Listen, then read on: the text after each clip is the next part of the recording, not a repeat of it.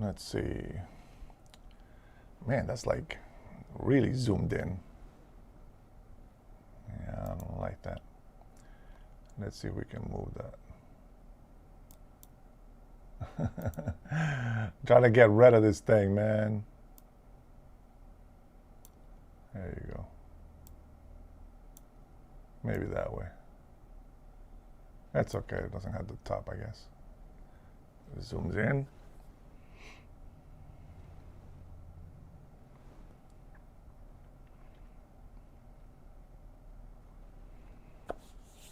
It's too bad you can't type in here. Hey Jay, how are you? How you doing, brother? I'm trying to. So I try to do a live on multiple streams in here, but it didn't work. I might have to restart the stream, just so heads up, okay? Heads up. I might have to restart. Hey, Cool Cat, how are you? Good to see you again.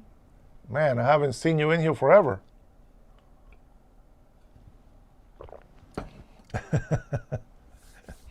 Yeah, I know, man. It sucked. But that one, I'm not going to blame on anything else except for bad reception. Let's see. There we go. I'm trying to stay on the frame here. Man, this thing just like it zooms in so much. Trinity, how are you? Welcome back. Oh, Ozzy. Ozzy was not. Well, actually, Ozzy just goes to work very early, so I missed Ozzy, not the other way around. Man, it's always good to see that Patriots are the first ones in here. I gave you guys a little bit more chance this time. Every time I come on at 5, you guys are not home or start checking in at 5:30. Yeah, no pony today. Gonna let the hair out today. Let's see who else wants to make fun of the hair. Now, I was trying to, you guys can hear me obviously, right? I hope. Oh, yeah. All right. Yeah, I know you can hear me. Yeah, it's always good to see Ozzy. So I tried doing the whole dual. Let's see. Let me get rid of that so I can have. It's only the vertical, so let's see if.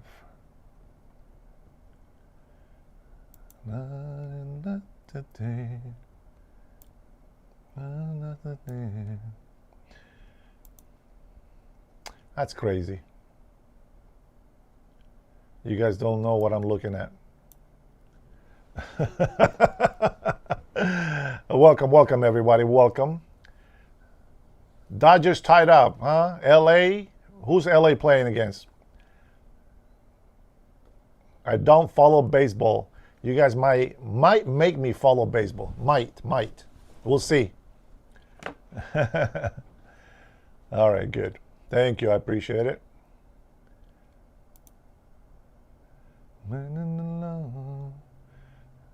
Man. Well, let's see. I'm not using the YouTube browser, so I'm using the actual software. We'll see how it goes. Goose says, do you think that Trump should get a third term? It would be lovely. And I heard that it is possible since he didn't have consecutive, he didn't serve consecutively. But yeah, man, it will be nice. But I think he's getting too old. I think somebody else would have a turn at it. And of course, we're all putting our eggs in a couple of baskets, not in one basket. We have plenty of baskets to put it on. We have, let me see, we got 3 people. 3 people off the top of my head that can actually serve and that will do a good job. Hey, you know what? I haven't heard anything about Tulsi Gabbard. What's she been up to? That's interesting. I totally forgot about her being in administration, to be honest. She's been way too quiet. Way too quiet. Robert, what's up? Nice hat, says Chow Cow. Thank you, sir. Appreciate it. Dennis, if Democratic president comes again, will he open up the gates? Oh, man, you know it. You know Democrats will open the border right away, right away. Uh, I was trying to watch some news so I can get some updates for you guys, and all I got was a lot of videos about what was it called? There was something about liberals and Democrats protesting and achieving nothing, something like that. And I'm sitting here watching, and it showed a lot of the scenes from the protest in California, etc. And it just reminds me, because I have a lot of those clips myself, and who knows, maybe we'll bring him up so we can remind people what these crazy people are doing to our country. But it's very interesting that in California, I don't understand why the government just turns a blind eye. I don't know exactly what is the benefit for the government. Now I know that NGOs are probably the number one thing that the governments use to launder money. We know that. We're waiting for some people to go to jail, as a matter of fact. Now, what I don't understand is how and why they get away with everything so far. Tyler, how are you, brother? I see you. White Pepper says, Tulsi went underground after Trump override her Iran nuclear report. I see. Well, that's good. I mean, he's on top of it, so to speak. Let's see. Chief Big Bob Beta. We got a Chief Big Bob Beta. I am going to go ahead and say hello to all you people in here as you guys are coming in, and then I'm going to... What is this? It looks like it's going backwards. Man, I'm going to tell you, they say the camera adds 10 pounds to you. They're not lying. I look fat on this camera. Oh, maybe it gets rid of some of my wrinkles. All right, let's see who else is coming in here. Josue says, if I did not believe in God, I would say you are hopeless. Yes, sir, I would be. You are severely traumatized or severely ignorant or severely lacking in critical thinking skills. Thank you, Josue. I am sure that you and your buddies are raising the right flag in this country right about now. Roger says, hello. How are you, my friend? Welcome to the crazy chat, where we have some actual patriots, people that love America, and we have those crazies that somehow they get a kick out of trying to make somebody else's life miserable. It's what we call jobless people. Mike says, personally, I think Trump should not send a National Guard anywhere until the cities get so bad the citizens themselves get rid of their mayors and Republicans. I'm Republican. So I think a lot of us think that way, right? A lot of us wanna punish these people. And how you doing, Paul? I see you. Sixto, ¿qué tal, hermano? Welcome. Appreciate it. And that somebody was making fun of my ponytail today. How dare you? So decided to let it go loose. But don't worry, the ponytail is coming back. I love my ponytail, especially when my wife braids it. She's really good at braiding. Carl says, eat more whale blubber. Bro, I feel like an orca. I'm looking at the picture. I feel like an orca on this. I don't know what the camera is doing. You guys see my live earlier. I didn't look like that. That's kind of crazy. That's it. I'm trying to give this camera a shot, but it's not looking good. It's not making me look good. I need a camera that's going to shrink me. Oh, you know what I think it is? Oh, I know what it is. Because I'm using the vertical version, I have the camera kind of expands the picture. Yeah, that's what it is. Because if I shrink it, watch. If I shrink it, it doesn't shrink vertically. You know what I'm saying? It kind of shows here. Let me see what I have to see the delay on here.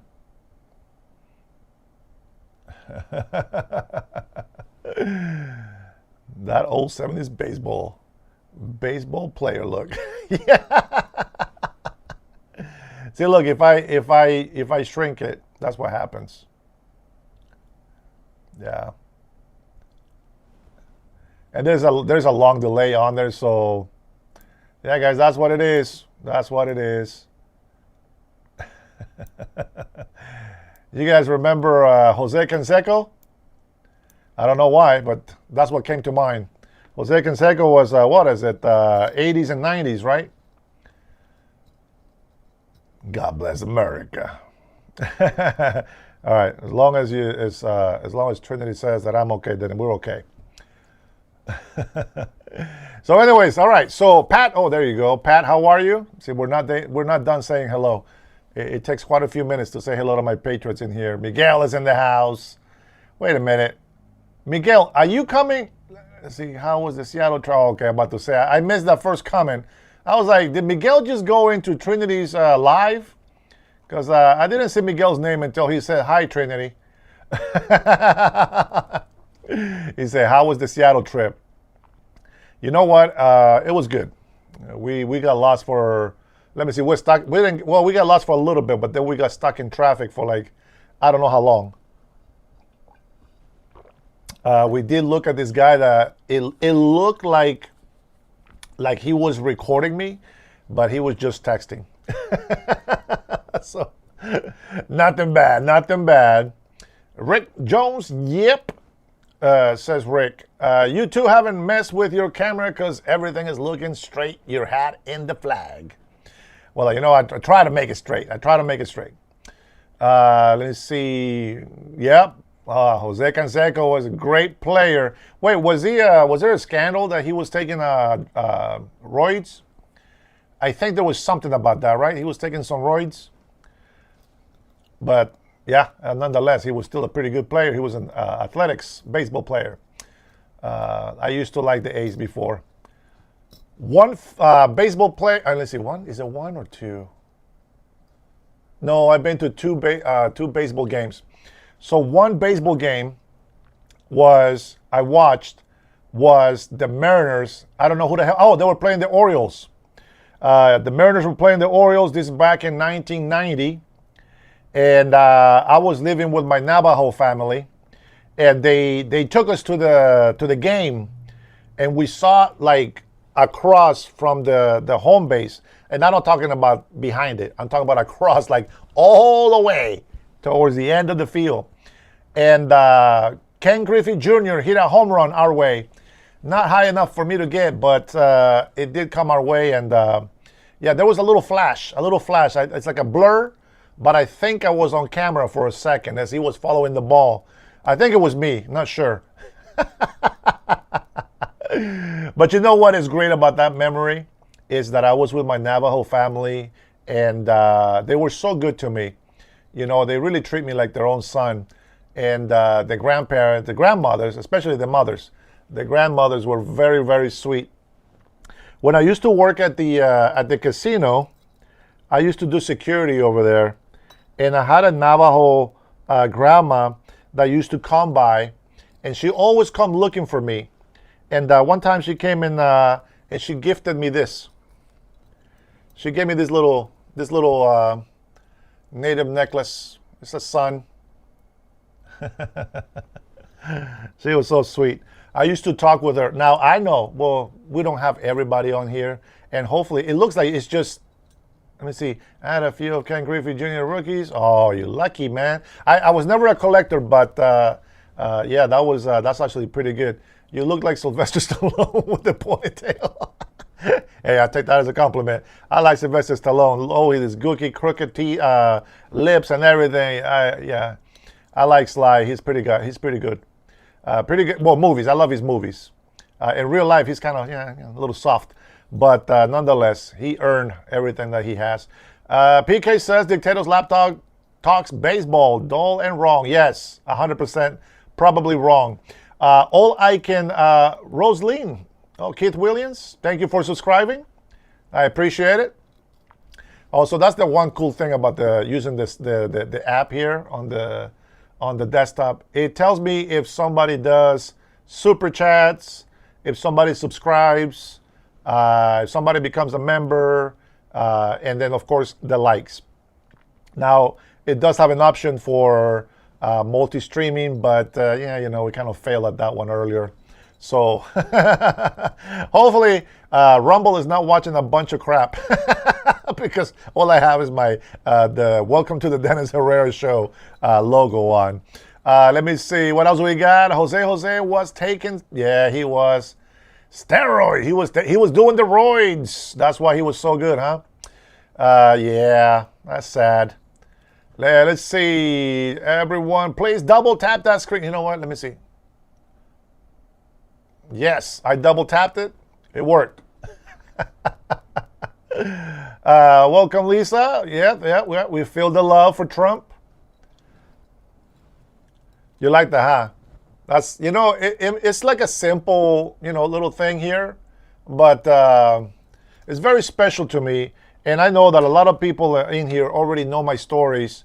And I love grandparents. I love my senior citizens. And I'm getting pretty close to being a senior citizen myself, but, you know, we still got another decade to go at least. But, you know, I really, really love being with older people. They just tell stories so nice. And this particular Navajo grandma, it was very sad because I talked with her and she wanted to give me this and she gave me all the things on my keychain. I still have it. She gave me this, guys, just so you know. This was back about 6 years ago now, 7 years maybe. She also gave me this, look. She also gave me that. Isn't that cute? Yeah. 7 years, guys. 7 years. I was talking with her, and the reason why she was so close to me at the casino was because she has her kids here in Washington. What's going on, Brian? My man. Jonathan is, what is American values to you? Did I put that on the title? That was my last title. Oh, man. I don't know. I thought I only said Dennis is live, but... Yeah, I got some American values, but right now I'm telling the story, man. Stop interrupting. And the reason why she was so close with me, and she always came by the casino, besides going to the casino, which is what natives do here, she will always come in looking for me, and she always tried to give me money. I don't know why. She wanted to give me money. And one time, I remember that I came out, and I would talk with her for a while, and she would tell me stories about, you know, she had kids and everything, but they didn't pay attention to her. And, you know, it kind of touched my heart. So I was like, well, I said, you can come over here anytime you want. And I used to always give her a hug. And I say, you know, you look like my mom's side of the family. And she would just laugh, right? And so she will look for me. And every time she will come to the casino, she always be trying to sneak some money on me. One time she got me. I didn't know. But she put, I think it was like $20 or $25 in my jacket because it was in winter. It gets cold over here. So I'm wearing my jacket and I gave her a hug and she put like some money in my pocket. And another time she came in and she gave me her hand like this and I didn't see it. And she tried to give me $40 and I said, Mom, I said, I can't take money here. I said, we don't take tips. We're security. I said, we can't take tips. And she's like, no, it's not a tip. It's not a tip. It's a gift. And she said, you're always so nice. You're always so nice. And, man, you know, I couldn't take the money, but, you know, she was always trying to bless me. And I appreciate that, you know, especially because she was a Navajo grandma. And that was the actual family that, not her family, but the Navajo tribe was the ones that actually sponsored me here for a while when I first came to the United States of America. So that was very nice. I just thought I'd tell you that little story there. Let's see. I am an American now, my friend. What a great smart guy, says S. I don't know about smart. We are average on everything, my friend. And the reason why we make this kind of lives is so that we can, make comments. So I can read your comments, your opinions on things. We will disagree probably on most of everything, and that's how it goes. Now let's say palabras de Torah. It says, you dishonor the Mexican race. Oh, we're about to get it even worse. Because now that you mentioned that, I'm going to go ahead and tell you what videos I was watching. And I was watching this lady. She says she was 44. I don't believe her. She was like very fat.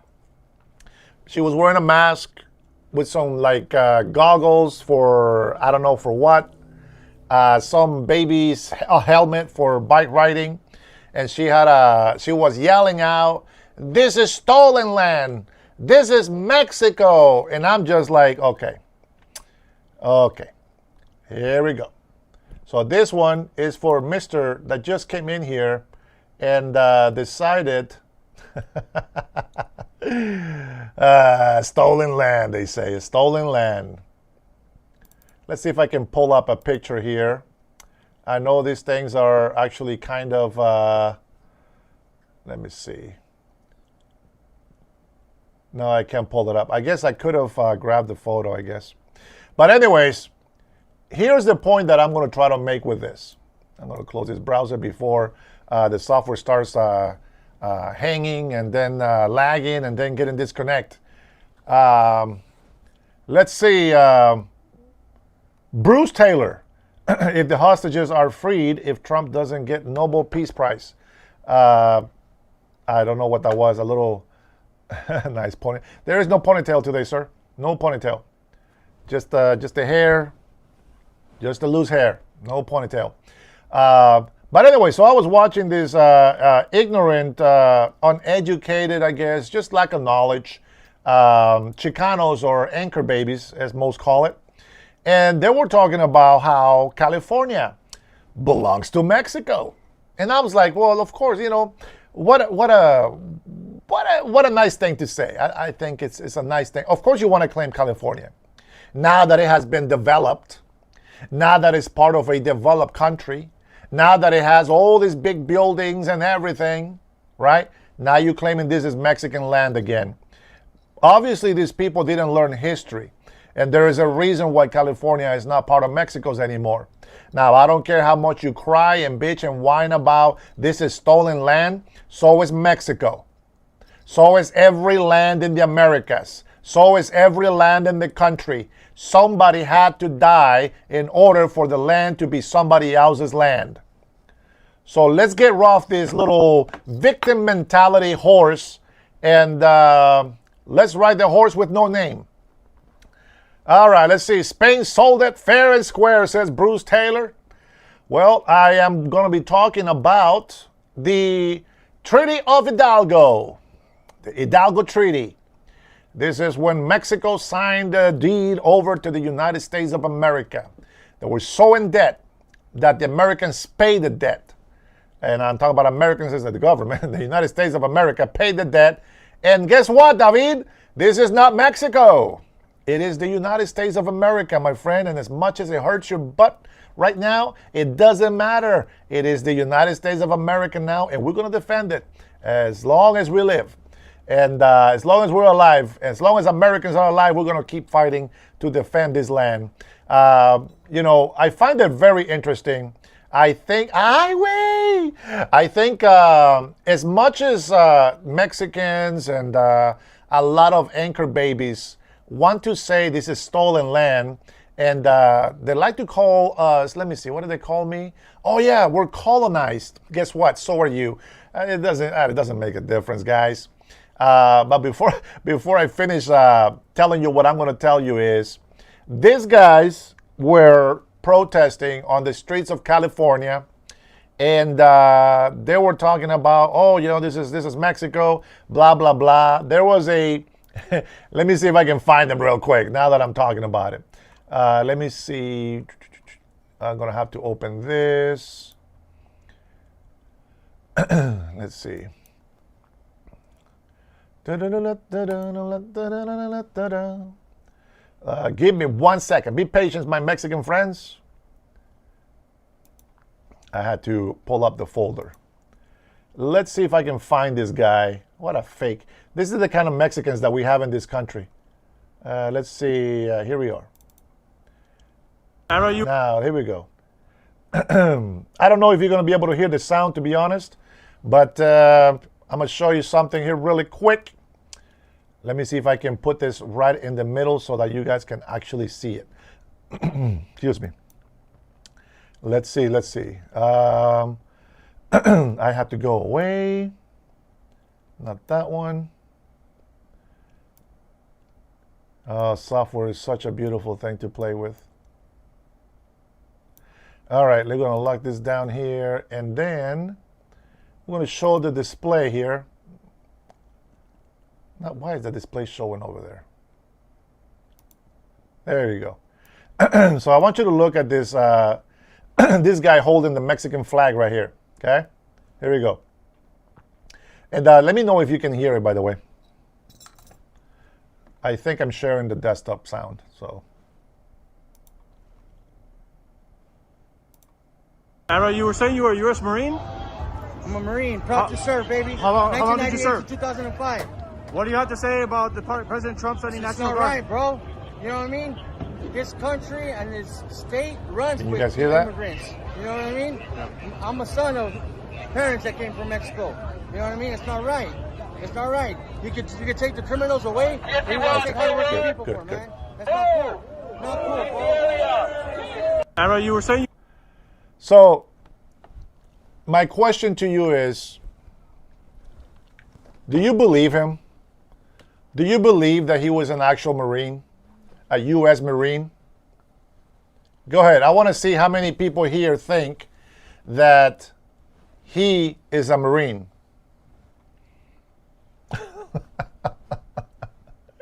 How many of you think that that guy right there is a Marine?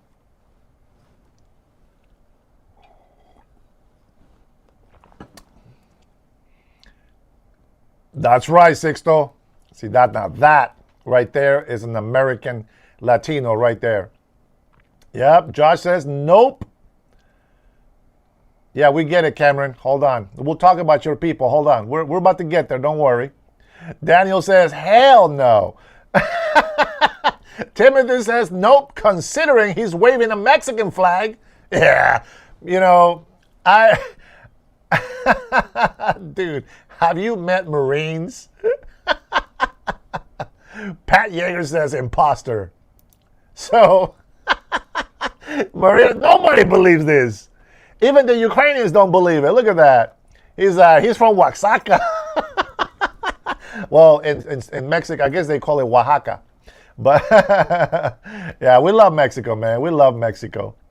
All right, here we go. Speedy Gonzalez, he's an illegal immigrant. Let's see what he says. My question to you is, why, if you're a Juareño, you think you're American? Juareño, huh? From Juarez? Well, I guess that's how I look like to this guy. Let's see. Gregory Smith says, our Marines and our forces don't play. I believe that. And I wish I would have seen the tattoo on his right arm. That would have been nice. Now, maybe he put it on the left arm. Pff, I don't believe for 1 second that guy was a Marine at all. Okay? I just don't see it. Daniel Phipps says, oh, I am a former Marine, he says. And he said, hell no, he's not a Marine. Man, I appreciate the honest answers, guys. Daniel Phipps says, from India. Oh. Wait, you're a Marine from India? Oh, man. We call those fishermen over here. I'm just playing, man. I don't know anything about Marines like that, bro. You Chichimeca Zapoteca fool. Hey, look at that. I can actually kind of read that. Let's see. Trinity says, it's go big time. Feels great to be MAGA and far too. Oh, you know what I'm saying? Listen, I heard many, many years ago when I first to this country from a paramedic. He told his son that he can go ahead and fart because farting means that you are healthy. That's what he said. Wasn't me. That's what he said. It wasn't me. So I'm just going to repeat the information. Oh, from Indiana. Oh, okay. You said from India, bro. Omar, what's up? Sorry, Omar. We only have maybe 1 or 2 Betas in the house. Everybody else seems to be patriots of the United States of America. And everybody can recognize a fake Marine when they see one. Ah, man, this guy. You're right, Sixto. If that was a real Marine, bro, and he was over there supporting illegals coming into this country, I wonder what kind of service he actually gave to the United States of America. Or who knows, maybe he was a Marine in Mexico. I don't know. But I still, when I hear veterans, bro, saying stuff like that, I don't know, man. It's kind of, I don't want to say it's shame because we still appreciate the service and all that stuff, but, it does make you feel a little bit unease. I want to share a video for you guys. You may have seen this face before. Now, I don't mean to say that in a racist way, but you may have seen it before. And yes, he is Mexican, but that's not why I'm telling you that you're going to recognize his face. I have seen him in a couple of videos acting up against ICE and etc. But I'm going to play this video here. And I'm going to try to fast forward, but I'm going to let you listen to this. And look at, I want you to pay attention to this kid. Okay. Number one, I think he's an adult already, but he looks like a kid, like a Mexican kid. I want you to look how people act when you don't discipline them, when you don't tell them how they need to respect the law. Okay. I want you to watch this. Now, I know many of you guys have seen videos of people just cussing out a storm at a police officer that pulled them over, etc. Right? Even Norma doesn't believe that. Nobody believes that guy was a Marine. Ricky, thank you, brother. I love my Mexican brothers, that's for sure. Te vas, amor, y me destroza que pienses así. Y más que ahora me quede sin ti, me duele lo que tú vas a sufrir. Woo! Betas! All right, here we go. We're going to get into this video. And what I want you to pay attention is, I want you to look at this kid's face, okay? And then we're going to get to the video that he recorded with his phone, okay? He recorded with his phone. And, well, he's not so much claiming it, but they're making him claim racism. You guys ready?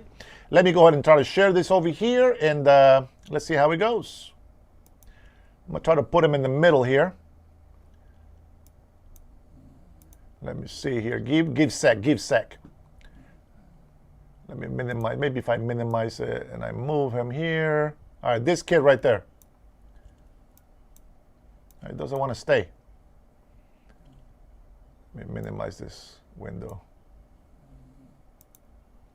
There we go. So let me put him there. What the? Oh my gosh, dude. Somewhere in there. Wow. Bruh.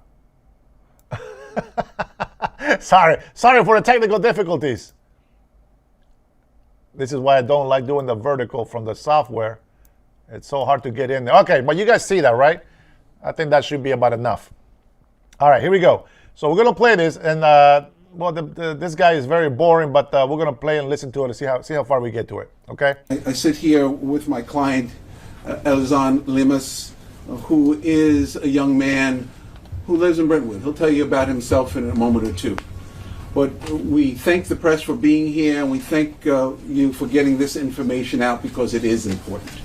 It's important because there has been a scourge happening in the communities of color, and largely with regard to the communities of our Hispanic brothers and sisters, that cannot and should not be allowed.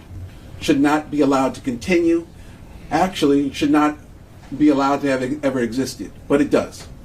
So what we come to today is to tell a story about what's happening across the country, but all. They're here to tell a story. Here we go. Also across Long Island, that there are people, because of the color of their skin, the accent in their voice, or their ethnicity, are being targeted in a way that is reminiscent of the Third Reich, where people are being demanded to show their papers for no good reason, with no probable cause, with no reasonable suspicion, and clearly with no basis upon which to make that request. All right, so number one, he says, right, that there is no basis to make that request. But they do on the video that he recorded, they do say something about it. Now, I am going to assume that there's probably going to be like maybe 2 or 3 people in here that are going to jump on his side, and they're going to agree that he's being pulled over because he's brown. All right, there's always the racist card is always because he's brown. Here we go. Hey, you guys, behave. So I want to also indicate that in this situation today, you'll hear from me, you'll hear from Mr. Lemus, if we can mute our Assemblyman, please. You'll hear from Assemblyman Ramos, and then, and we're not going to say that himself, that he can't even see the need to represent or to respect Mr. Lemus. So with that, I welcome you, and we're going to formally get started at this point. Westbury is in Nassau County. Westbury is where Mr. Lemus was subjected to abuse. He was subjected to being detained, and he was also subjected to being profiled. Profile, abused, and detained. Right, okay, yeah. Abused, okay. This is not a singular matter. He witnessed other individuals being treated like him, despite the fact that there was a statement that they were looking for somebody. It appears as though the somebody that they were looking for were people that were Hispanic. let me get to the video. You guys get the point on here. Okay, here, hold on. They gave him something to read. That's what he's doing right now. All right, they gave him something to read. Watch this. Listen to this. I was born here on Long Island. I am a graduate of Brentwood High School. I am a victim. I am a victim because of my race and my ethnicity. As a young Hispanic, I am a victim. This is the thing that they told him to read.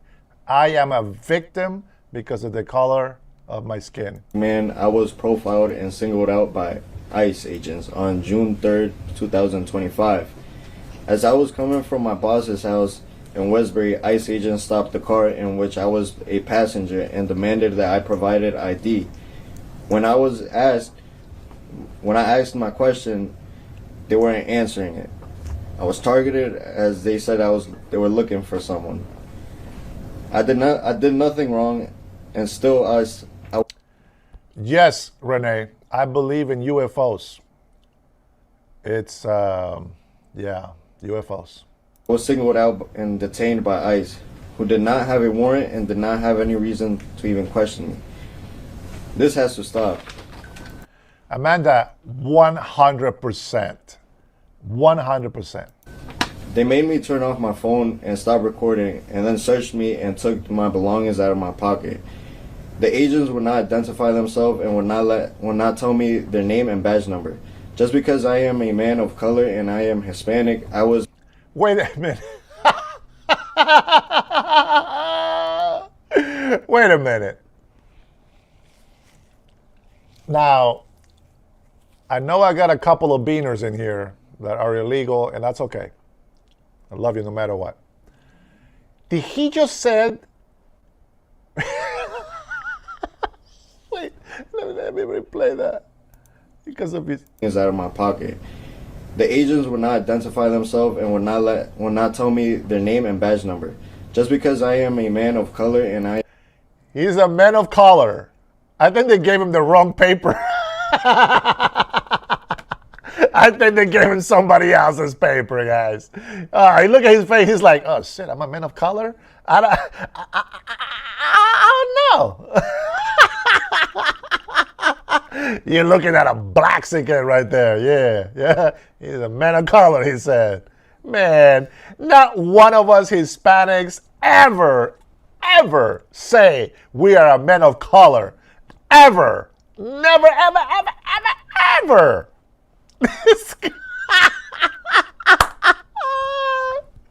You know what? Oh my Lord. Okay, let's guys, be nice. Let's listen to his story. Here we go. I am Hispanic. I was made to feel as though I was a criminal. How I was treated was wrong. ICE is bad enough. But for local police to join in on violating rights should not be allowed. I am emotionally harmed, and what they did to me can't be taken away. With that, we're going to ask Assemblyman Ramos if we can. Forget about Assemblyman Ramos. I'm gonna get the video that far. This guy, he's a man of color. Wow. I think the whole black community went off on this guy right now. I'm trying to find, guys, okay, here we go. All right. Okay. So some guy is blocking up first, but be patient, okay? Be patient. He's a butter. We're going to make sure it's turned up. Hold on, let's listen. What's up, guys? Please. What is this for? What's that? What is this for? You look like somebody looking for. You looking for? I see your ID, please. Who you looking for exactly? Because it's definitely not me. There's nobody over here. Okay. Let me see your ID, please. What is this for though? So the guy says, who are you looking for exactly? Because I tell you it's not me. Well, he says, let me see your ID. Yeah, simple solution. This is how we find out if it's you or not. All right, this is going to go one of two ways here. Okay. And to see your ID, if you're not the guy I'm looking for, you're not the guy I'm looking for. There you go. Right? If you're not the guy I'm looking for, then you're not the guy I'm looking for. And you're good to go. Now, watch how he reacts. Watch how he reacts to this police. Now, he's trying to enact what somebody has done before, recording police. That this is how you train them to be bad. But we need your ID. Okay, if you don't get your ID, then we're gonna have to figure out another way to ID you. And it may not work out well for you. Look. So he tried to roll the window up. Now these guys, there's police, there's ICE, DHS, and at this point right now, they are driving in a vehicle, suspicious vehicle that they've been following supposedly, and they are trying to figure out if the guy in the van is the guy they're looking for. And this is not like a regular police pull-over thing, okay? This is an actual ICE agent looking for an illegal immigrant that drives that same vehicle. So he tried to roll the window up. I know maybe somebody in here might not like that, but hey, listen, I'm a man of color. I'm a brown man, and I get pulled over before I show my license, and we're good to go. But here we go. Let's take a look at see how much they abuse him. They beat him up and they choke him. There we go. What are you doing?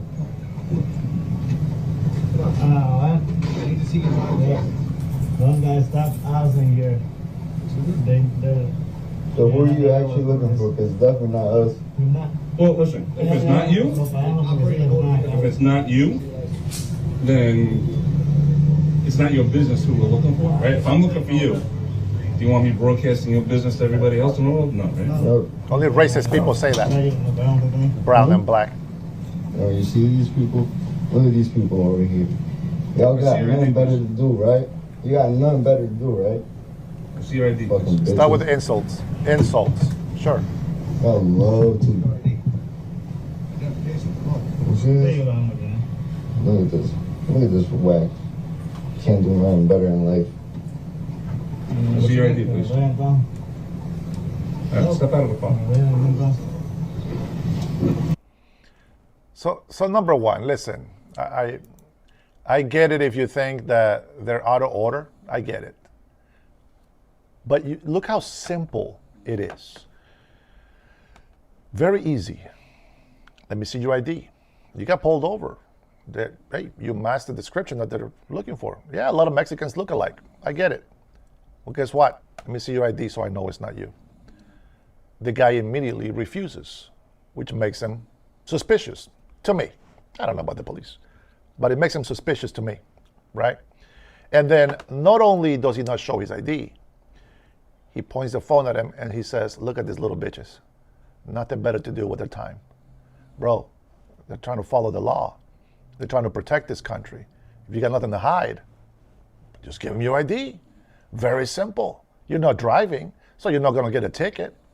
Just show them your ID and then you're on your way. He said it to you 3 times. You'll be on your way. Here we go. Here comes the abuse. Watch out. Let me put the camera on first before I show you.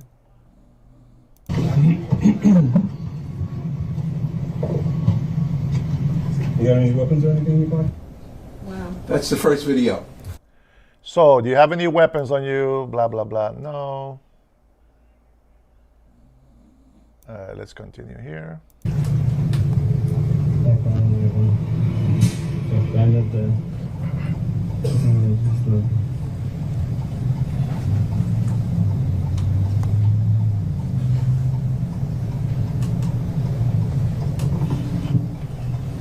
There's the police.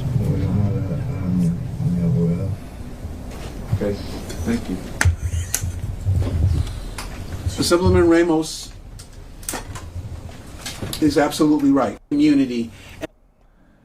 The point that you're missing is he's making it look like it's a racist thing.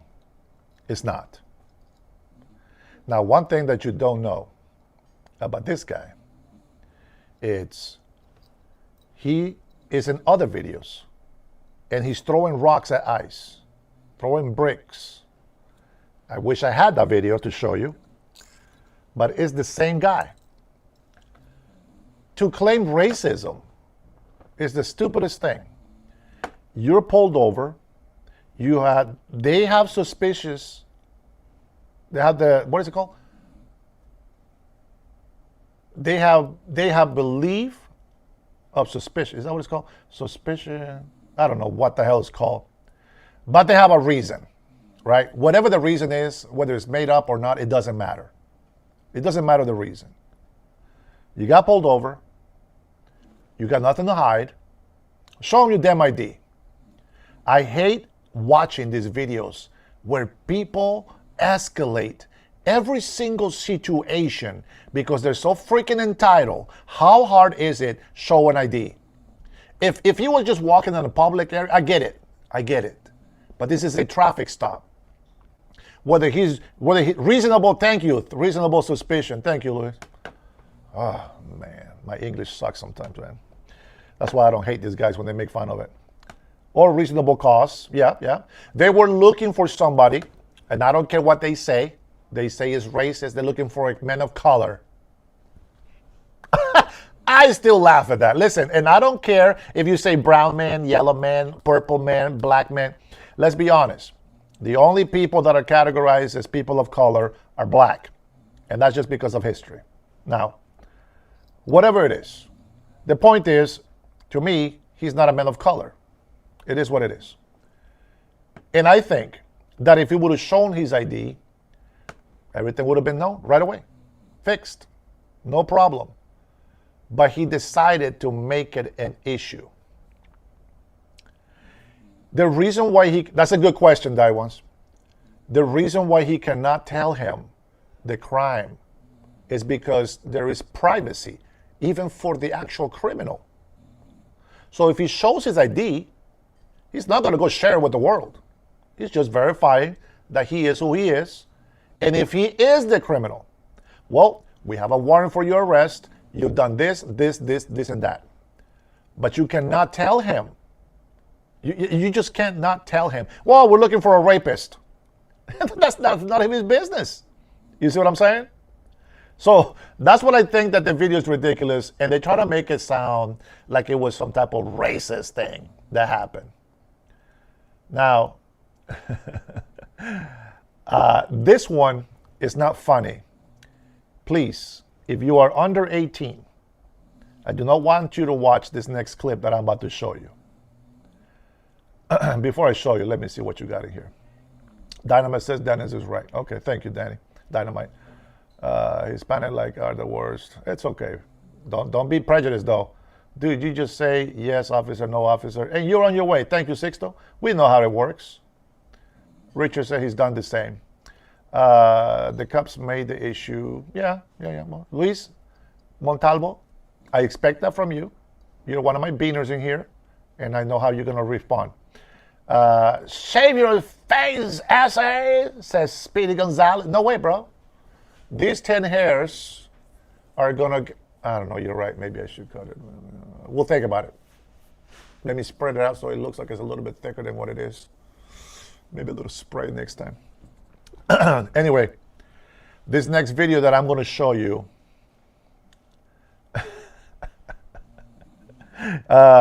yeah, okay, I made my point and you made yours. I agree. It's not a crime. Tube steak is not a crime. They didn't take him to jail. They just searched him and let him go. He eventually showed the ID and he was on his way. But he had to make a big deal about it, right? So, Berta. Oh, Luis Montalvo wanted to hear it. Berta. All right, I'm going to show you this video. It's not a big deal for us adults, but damn.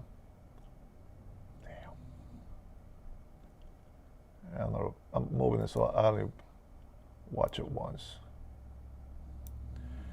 Okay, I told you guys a story when I first came to the States. I was about 14 years old, almost 14. My mom sent me to downtown Everett to buy a Greyhound ticket for her to go back to Seattle. And my mother used to, she was a nanny in Seattle. And yes, with a green card, not illegally. So she sent me to the Greyhound bus station. On the way there was 3 black men, not kids, black men. And they kept pulling the stop in the bus. And the bus kept stopping, but nobody would get out, okay? Omar, this is almost identical to what they did to me, so that's why I'm going to share this video. There were grown men. These guys, they seem to be around the same age, but same scenario. There was 3 of them. And yeah, well, they ended up going to jail because I had somebody from my school that helped me translate to English. And then my brother-in-law also came and helped me translate because I didn't speak English yet. I just knew a few words. But yeah, it's pretty rough. So hopefully we don't have any teenagers in there. It's, well, I don't know. Maybe to you guys it's no big deal, but to me, it brings me bad memories. And I'm going to say this before you even watch this video. I have never hated black people. I grew up with black people in Honduras. Most of the soccer team in Honduras are black, mixed. There's a lot of mix in our race in Honduras. So, without further delay, I'm going to show you this clip, and here we go. Let's see what you guys think. I'm going to try to put it in the middle for you guys. You may have seen it before too.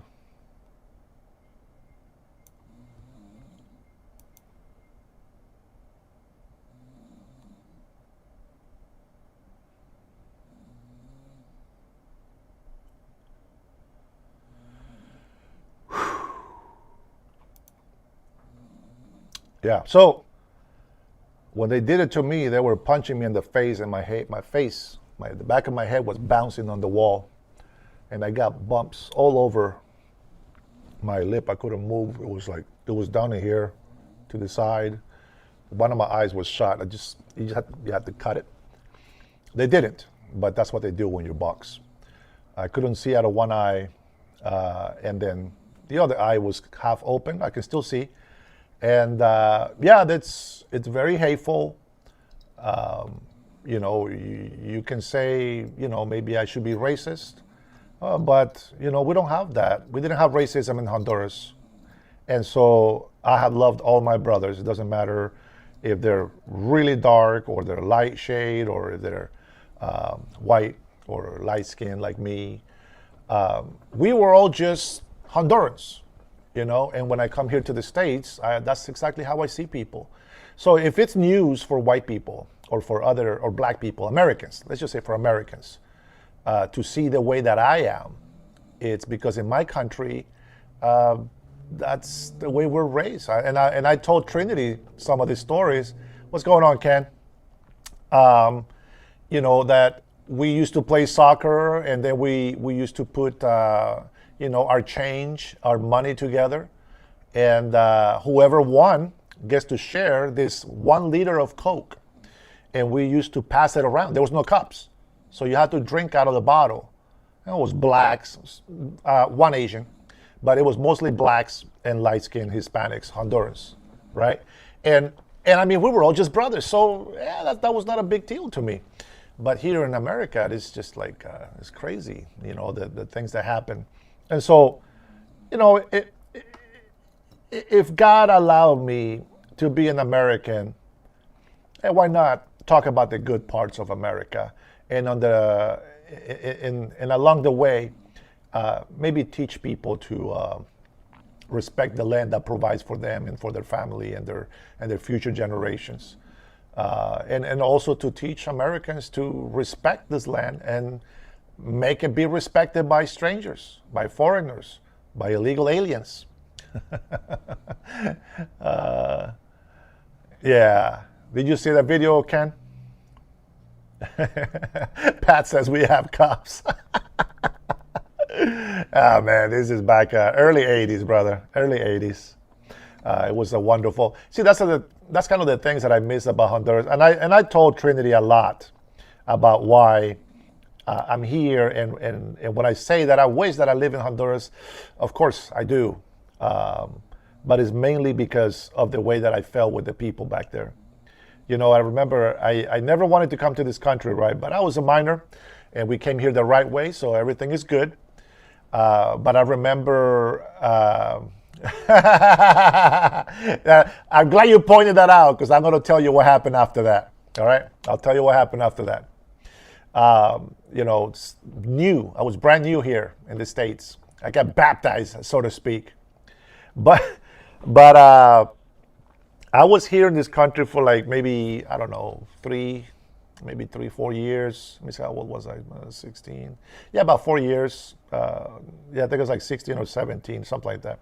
So maybe 3 to 4 years, okay? And I haven't been back to my country. And of course, I got the life beat out of me that day, just like this guy did. And except mine went a lot longer than his. He got lucky they stopped. It was tough, but I learned my lesson. Oh, never again. I'm telling you that right now. I'm glad you mentioned that, because I'm going to tell you another story. Anyways, let me get to the story. After I got beat up like that, I used to box, and I told you this story since I was 8 years old, I've been boxing. But I've always boxed a one-on-one. And after I got beat up like this guy, I decided to go and take martial arts. I faked my mom's signature so that I can join this club. And so I used to practice Taekwondo and we did kickboxing. And it's just a mix of martial arts. We used to practice to where we would punch a bucket of sand, and what that would do, it will make calluses in our knuckles and on the bottom of our hands right here, just tough. And somebody tried to jump me. 4 guys tried to jump me out of Taco Bell. And I had my experience from that day. And I said, "Oh, hey, listen, man, I don't want to fight." They were drunk, so it is what it is. So they were drunk. So there's 4 guys in the car, and it wasn't ill intention. I thought that it was a guy from school that I had met. So I was staring at him, And I said, what's up? But I'm smiling. I'm not like, being all crazy to him. And he's like, F you. And I was like, well, hey. I said, Dan, you better calm down, I say. And he said, what you say to me? And so I'm thinking, he doesn't recognize me. I'm going to move up closer. So I come up to the door of the car, and I said, my bad, bro. I said, my bad. I thought you're a guy that I knew from school. And he tried to open the door, I kicked it right in and closed it. The problem with that was the other 3 doors open. And I was like, hey, listen, man, I don't want no trouble. All right, I don't want to fight. I don't want trouble. And so this guy comes from the front, and I'm ready for him, but his other body comes from my left side. So now we're in front of this car. There's a car in front of us, but nobody's doing anything, okay? Now the guy from the front comes to me, and he has a 40. He's drinking and driving. So yeah, they're drunk. So I had the advantage. So his body comes from behind, tries to hit me. I duck. I take the bottle away from the guy that was going to hit me with it. Believe it or not, I break it on his head. That guy was knocked out. And I took on the other 3 guys. They were drunk, so they were easy to beat up. And right before, this is what happened. I kid you not. I was like, well, I said I didn't want to fight. And then as I'm beating these guys up, the car in front of me, all 4 doors open. And they say, what the hell you think you're doing, fool? And they were together. And I was like, oh, hell no. And as soon as they came towards me, the sheriff pulls into the drive-thru. Whew. I was saved. I was saved by the sheriff. But those guys got their asses handed to them. And here's another story for Luis Montalvo, whatever his Beaner's name is. I met this dude. It was a Mexican guy and a black guy at these apartments up in Mountlake Terrace in Washington, of course. And they asked me if I wanted to play football with them, because they know I play quarterback and a kicker. And so I said, yeah, sure, man, let's go, And so we went to this city here. It's called Edmonds. If you're from Washington, you know what I'm talking about. So we went to this Edmonds High School, and they had a football field, soccer field, etc. And they would open it on the weekends. So Sundays, we would go over there and we would play football. And that was a good amount. It was like 24, 25 people playing. And I mean, we were having fun and everything, but I was playing cornerback. I was covering a receiver. And this guy just couldn't catch a ball because I'm on his face. And yes, I represent my native Honduran side. And I was just all over him. And then, because they couldn't score, they give this ball to this guy. He's like 6'6", maybe taller. Big dude, like over 360 pounds. And I'm just like, yeah, so just take the feet out and he's done. It doesn't matter how big he is. And so they will give him the ball, and he will just run over people. And I'm just like, bro, how hard is it? And so somebody yelled at me and said, F you come and do it. And I said, let me show you how it's done. So they give the ball to the guy. I get down low. I grab his legs, and I wrap both of my arms on him, both his feet, and he falls on his face. When he gets up, he throws the football at me. He spikes the ball on me. And I said, bitch, you think I'm scared of you? I said, well, come on. Oh, my God. I'm telling you, I got the worst luck. Remember what I told you? When I closed that door in the car and the other 3 open? Holy shit. I didn't know they were all Bloods. And if you don't know what that means, they're gangbangers, or at least wannabes. And the whole team, on both sides, by the way, they were all part of their own little gang affiliation. And I put my hands this way and I said, let's dance. And everybody turned against me. And last thing, oh, you guys are a bunch of wusses. Really? I said, I'll take all of you motherfuckers. And I was cocky. And I said, about one by one, let's go. So I get surrounded and I'm avoiding these punches. And this is the one thing that pissed me off the most about these guys, 23 or so of them jumping me. Number one, they couldn't hit me for some reason. I don't know. But the thing that pissed me off the most was the smallest guy in there. The smallest guy in there was talking so much shit to me. And the guys, they have me like this and I can move, you know. They grab me by the arms. And I was like, this little mofo. Oh, so you're lucky these guys are holding me. Listen, I didn't want to hit anybody else more than that little Chihuahua guy. So, embarrassingly enough, there was too many of them for me. And so I had to do the coward run. And so I ran away from them. It was very embarrassing to me because I'd never run from a fight.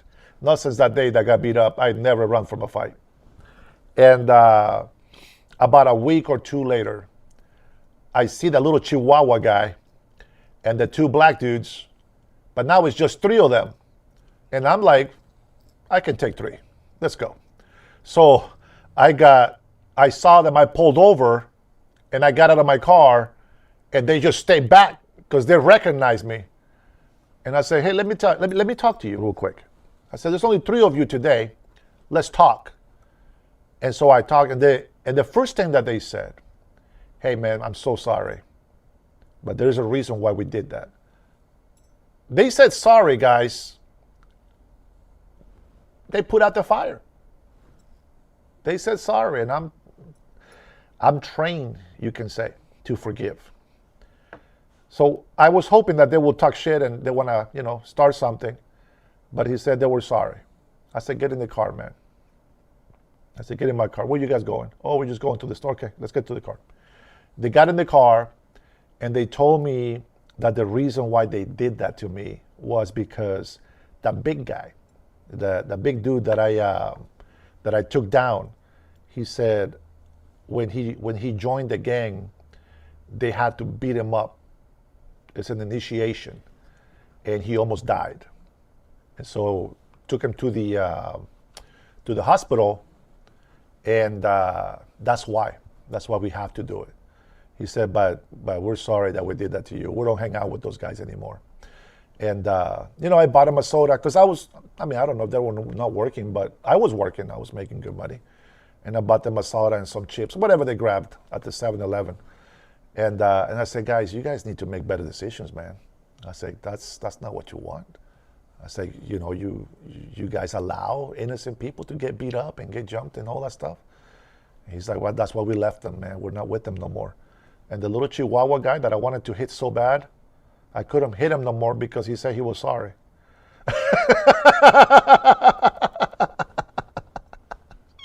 It's a true story, bro. You can't make that up. You cannot make that up. Needless to say, I never went to play football there again. I wanted to avoid that issue, but that is true story. A Mexican friend of mine found out the hard way. I don't understand when people hear, hey, listen, I don't want to fight. I don't want trouble. They just don't listen. Why? I don't know if I said this story yet, but I have messed up my ankle, okay? And I couldn't put my left ankle down. So I'm in crutches, by the way. And my Mexican guy, he says, hey, Holmes, he said, let's go. I said, bro, what the heck, man? I'm on crutches. You want to fight me? And he said, come on. He's like, just one leg. You're fine, man. Don't worry about it. You didn't break your ankle. It was just dislocated or whatever. I just sprained ankle. And I said, fine. I said, but hey, man, remember, you asked for this. And so I put the boxing gloves on. And he says to me, look, this is his rules. He said, no hitting on the face. And I said, okay, all right, no hitting on the face. And so I'm boxing and I'm throwing punches, right? One leg, I'm throwing punches on his body. And then I must have hit him on a good spot because he got mad. So he started punching me in the face. And so I went boom like that.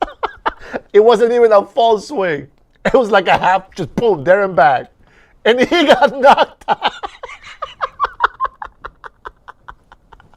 I was like, I'm taking my gloves off, and I'm just like, what the hell? He gets up, and I said, bro, I told you, bro. He didn't want to believe me. And so he gets up, and he says, let's do it again. I was not ready. I said, man, you can keep your stupid gloves. What do you mean you were not ready? I said, bro, you kept hitting me in the face. I said, what do you want me to say? You said not in the face, and the first thing you did was try to punch me in the face. Like he tried to knock me out. Oh, man. Here, I got one more story for you. People don't believe me. Hey, this guy that says I'm telling fake stories. Oh, my kids, when I told them my stories from football and soccer, they didn't believe me until they went to the high school and my coach went off telling them how great of a football player and a soccer player I was. And I know that this story, I think the coach maybe confused me with somebody else because the story he said, it was so good. I was like, yeah, I remember that, but was I that good? In my mind, I didn't say it out loud. And I looked at my son and I said, you thought I lied to you? You didn't believe Daddy? No, Dad, I believe you. Yeah, right. You didn't believe me, but the coach told a better story. And so they didn't believe me. I'm telling you. Listen, I'm just like Trump. I'm right about everything. Berniel, how are you, brother? Man, I'm waiting, man. I was telling my wife, I'm waiting for the hat. I'm going to wear it. It better not be some hat that says Dennis is gay. I will not. Well, I'll probably wear that anyways, just for you. All right, one more story. And these are true stories, guys. True stories. I was working out one day when I was a senior in high school.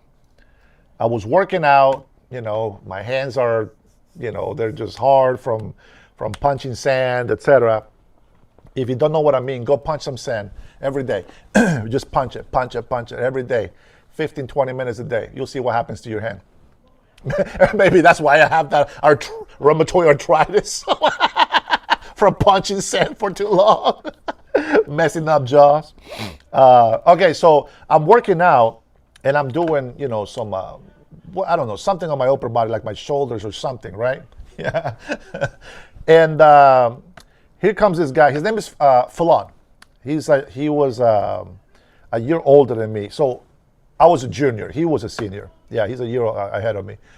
And so he comes in from wood shop, and he has like a 1 inch by 1 by 6, small piece of wood like this, maybe like a foot long at the most. And he says, oh, look, let's see if anybody can break this wood. And the trick was, or supposedly the catch was, to make somebody hurt their hands. Not anymore, now they're soft. But the guy says, look, it's been broken already. You see where the glue is? So it should be easy to hit. Now, he's a black belt, all right? I was not a black belt. I couldn't finish. And so he hits it and nothing. And so I'm watching. And I was like, man, what are you guys doing? And he said, hey, Dennis, come here. Because some of the guys, they knew I'm crazy. I was very crazy in high school, okay? Too crazy sometimes. And he said, come here, man, look at this. Let's see if you can break this. And I said, man, that's easy, bro.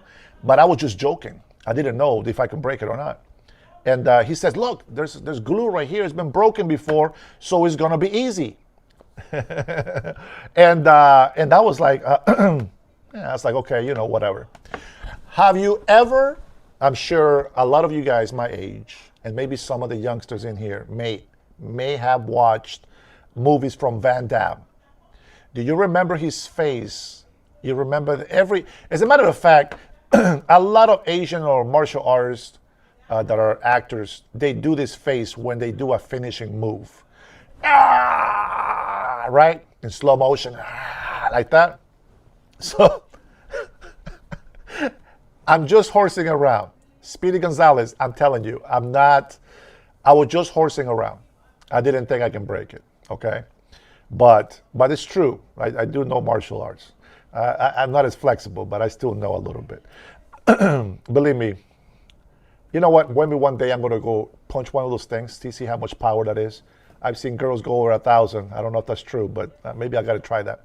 But anyway, so I get down there, and I, just kind of get on the stand, right? It's almost a sitting stand. Jean-Claude Van Damme was awesome. Absolutely, Trinity. As a matter of fact, I'm going to tell you something. If all of us were in the same place, I would love to have a big screen outside and just watch some of those old movies like once a week, maybe twice a month, whatever. It'll be so lovely. It'll be so awesome just to watch some old school movies. But anyways, so I sit there, breathe in, and breathe out, right? And I like,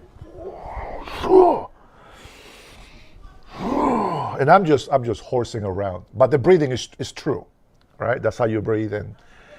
And then one of those, I go, now my hand hurt like a mother. And yes, I had the callus, but not for that one. And my face was like, what the hell? And they grabbed the board. The part where it was glued was still glued. I made a new cut in half. And so I went back to my workout and pretend like my hand was normal. But I'm going to tell you, I was like, motherfucker. I grabbed the bar and started lifting weights. I did one rep and I put it back. I was like, oh, I gotta go. I'm late. I gotta go somewhere. My hand was hurting for a week, man. It was no joke. But I did look hella tough to everybody in that weight room. Which, if you're a man, yeah. It's a real man right there. You know what I'm saying? Berniel, man, you got to be like my manager, bro. Yeah, Maybe I can come up with some good jokes. Liberty for all is falling asleep. What? Bro, that was a heartfelt, true life story. I got plenty, my friend. You guys watch Married with Children? Al Bundy? Hell yeah. I know you have. Al Bundy. With the Polka High, the one game where we scored how many touchdowns? I got plenty of those stories from high school. Because in college, I went to college, but not to university. So, what the hell is that? Samoan family. What can I say?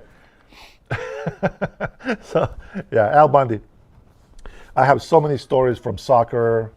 Not like basketball. I didn't play for a team for basketball. But I did play basketball. I was actually pretty good, but I don't know why I never made the team.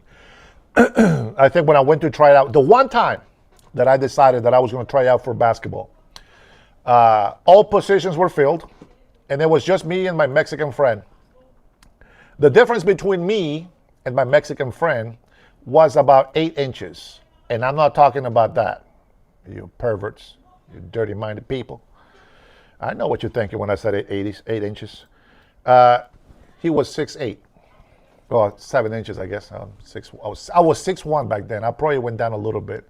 But with the shoes, I go back to 6'1", 6'2", somewhere in there. And so they picked him because he was tall, and they needed to fill that position in the middle. And I was okay dribbler, but I was never very good at dribbling. I was good at shooting, especially threes and jumpers. Very, very good. No joke. Now I can make a lot of houses with all the bricks, but back then it was pretty nice. I think that what I love the most about shooting jumpers is being able to jump above people, and then just at the top of my jump, letting it go. And it was just beautiful sounds. Swish. It was beautiful. True story. Didn't make the team the one time that I tried, and I failed. Fishing stories, says Ronald. I don't, fishing stories. I may have one, just not off the top of my head yet. I've gone fishing, not as much as I like, but I have gone fishing quite a few times. My wife actually has probably caught more fish than me. It's probably just a Samoan thing. Who knows? Let's see. All right, let me see. Trinity, let's see. Love and marriage. 3 touchdowns and one good night of polka polka high. Oh, yeah. You can see everything with this little tiny freaking vertical. I hate this window. I wish that you can make it vertical but keep the whole frame.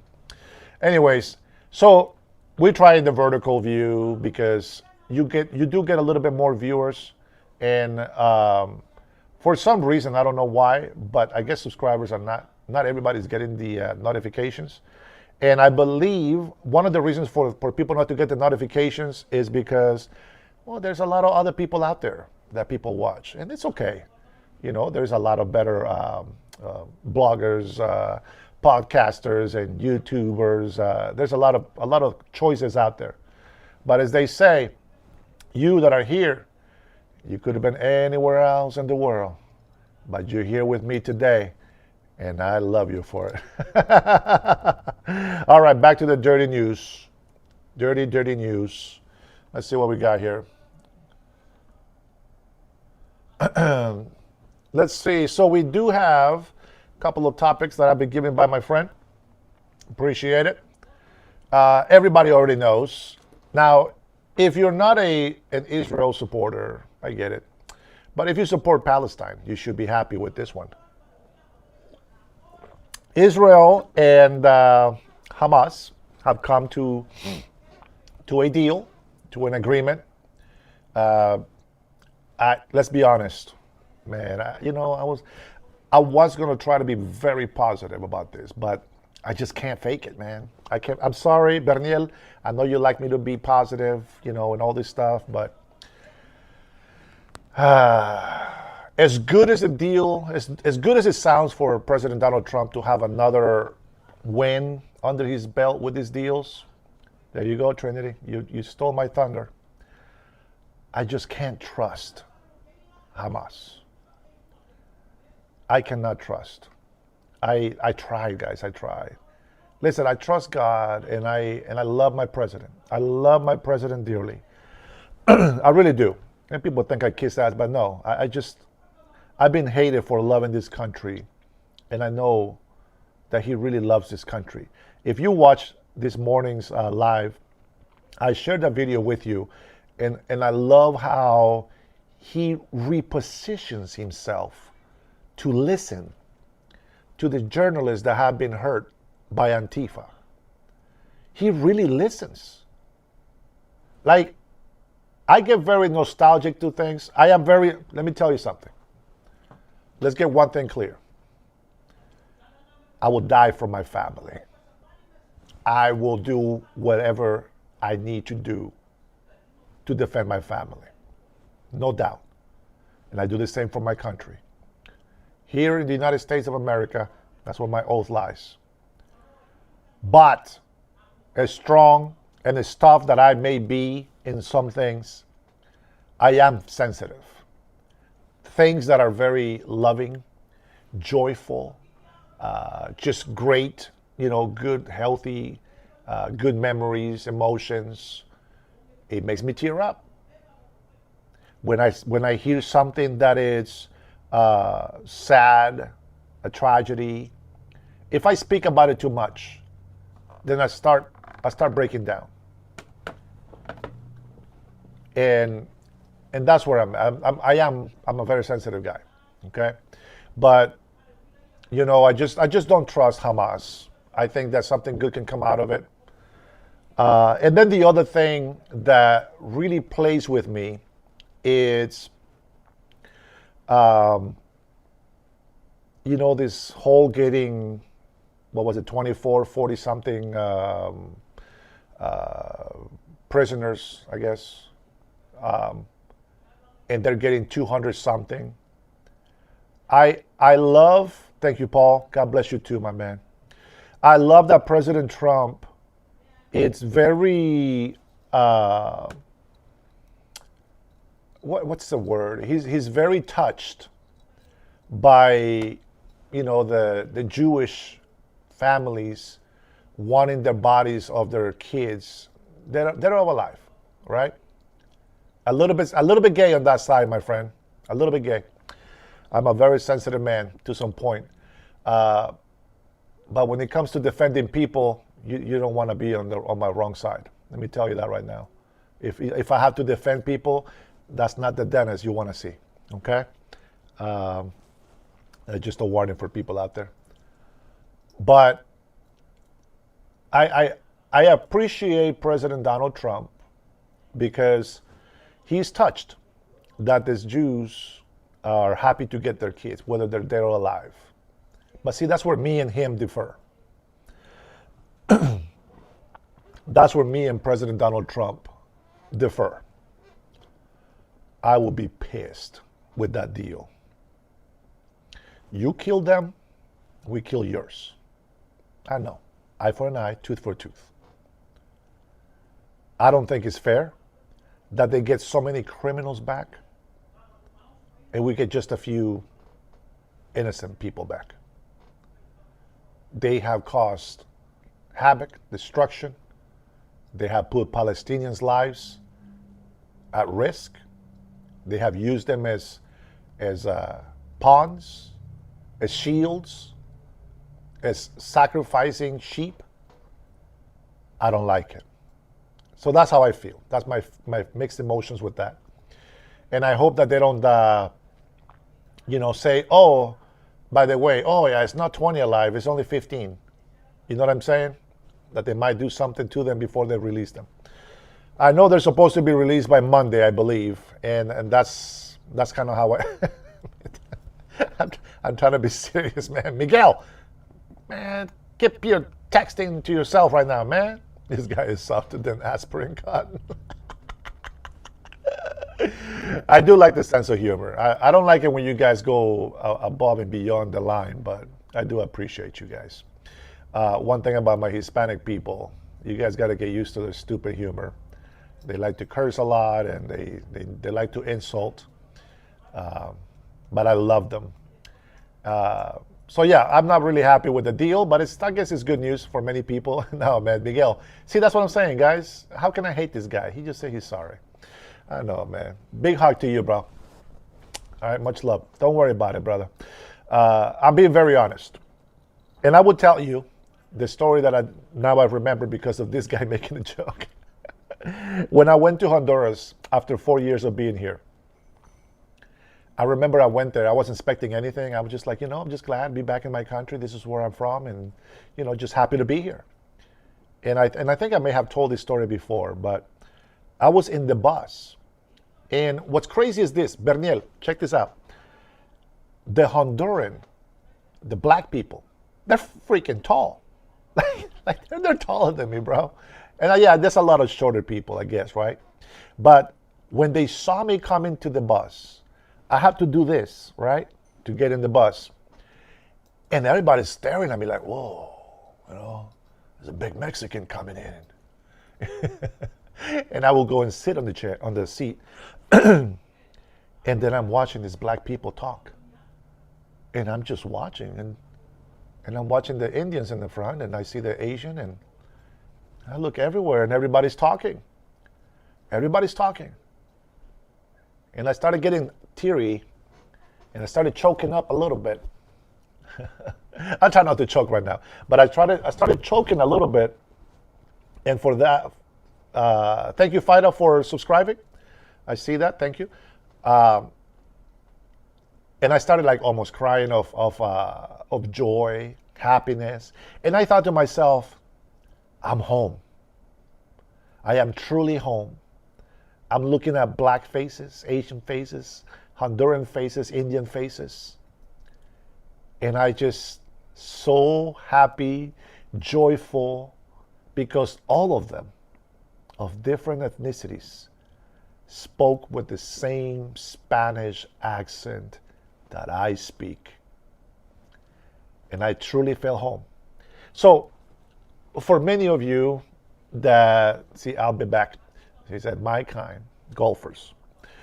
I don't know what that means, bro.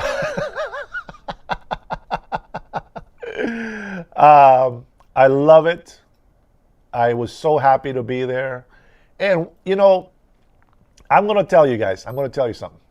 And I'm being honest. I'm spilling my heart to you. I know my patrons do probably believe me, but there's a few beaners in here that probably don't. There is something special about being back in the country where you were born. I can tell you this. I love the fact that I'm privileged to be an American citizen. Okay? I'm honored to be in the States, honestly, with a lot of people here in America. But, you know, the devil knows where to touch, where to insult. And the one thing that people do here, a lot of the beaners that come in here, the first thing they call you is sellout, coconut. Like they know we don't belong here, you know? And the insults I don't care. I don't care. But I have the perspective that as much as you beautiful Americans give me the welcome and you give me love, I love it. I appreciate it. Of course, I'm for you. But I just never feel like I fit here in the United States. And when I go to Honduras, I'm at the mall, I'm at the street, talking to the vendors. I speak in my Honduran accent. People don't even know that I've been to the States. My Honduras accent, it's still the same. It hasn't changed. I'm actually surprised that I don't have a worse English accent, because my Spanish, my Honduran, it's not a dialect, but my Honduran Castilian that I speak, I still speak it with the same accent, and it's so good to see black people down there that it's so weird. It's not a racist thing. It's so weird. How can I say it? I feel adopted in the States. How's that? So when I mingle with Africans or black people here, because there is a lot of Africans from Gambia here. I love talking with people and all this stuff, right? But I feel like I'm an adopted. I don't know how else to say it.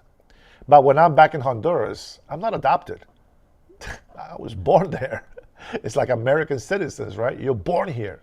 You can never lose that. And so in Honduras, I can never lose that.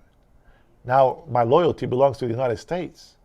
But my land, I was born there. I can never lose that.